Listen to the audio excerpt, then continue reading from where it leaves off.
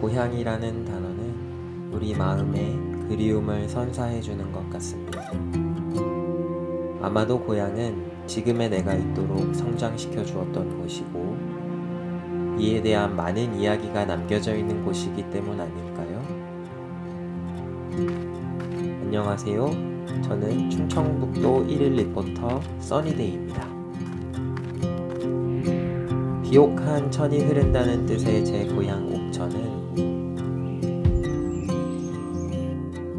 제가 자라온 성장 이야기가 남겨져 있는 곳이기도 하지만,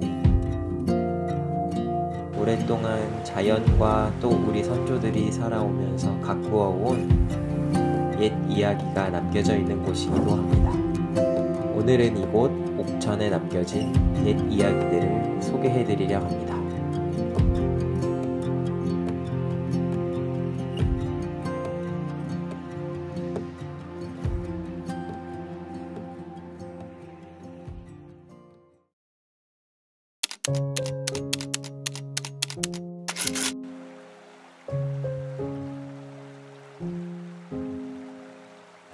이 시는 현대시의 아버지 정지용 시인이 일본으로 유학 갈 때 고향을 그리워하며 쓴 시입니다. 이 시를 읽다 보면 아늑하고 포근한 고향이 한 폭의 풍경화처럼 생생하게 그려지곤 합니다. 이곳은 우리말의 아름다움을 잘 표현했던 시인 정지용이 태어나고 자란 생가입니다. 그의 어린 시절과 다양한 작품들을 만나볼 수 있는 곳입니다. 그리고 가까운 곳에 조선 초기 옥천의 어린 인재들이 글을 배우던 향교와 조선 후기 젊은 유림들이 함께 모여 학문을 연구하던 사마소가 있습니다. 젊은 인재들이 어떻게 공부했는지, 또 어떻게 삶을 살았는지 엿볼 수 있는 곳입니다. 임진왜란을 온몸으로 겪어낸 남자, 중봉 조헌을 아시나요? 이곳은 조헌 선생이 제자들을 양성했던 이지당입니다. 1592년 4월 임진왜란이 일어나자 조헌 선생은 약 1600명의 의병을 모아 싸웠습니다. 8월 1일 영규의 승군과 함께 청주성을 수복했지만 이후 충청도 순찰사 윤구경에 의해 의병이 강제 해산되었습니다. 하지만 조헌 선생은 포기하지 않고 남은 700여 명의 의병들과 끝까지 싸우다 전사했습니다. 조헌 선생은 율곡 선생의 수제자였습니다. 10만 양병설을 주장했던 율곡 선생의 뒤를 이어 외의 침입에 대비해야 한다는 상소를 끊임없이 올리기도 했습니다. 이곳은 율곡을 잇는다는 뜻의 그의 호를 딴 후율당입니다.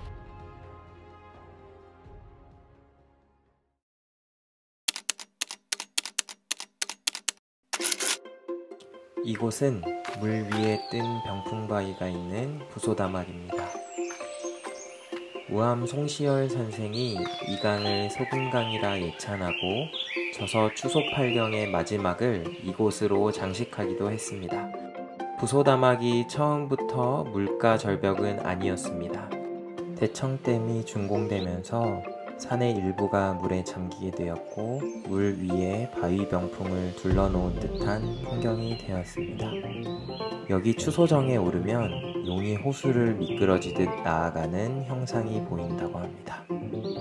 수천 년의 세월을 지나며 자연이 남겨준 아름다운 이야기가 있는 곳, 부소다막입니다.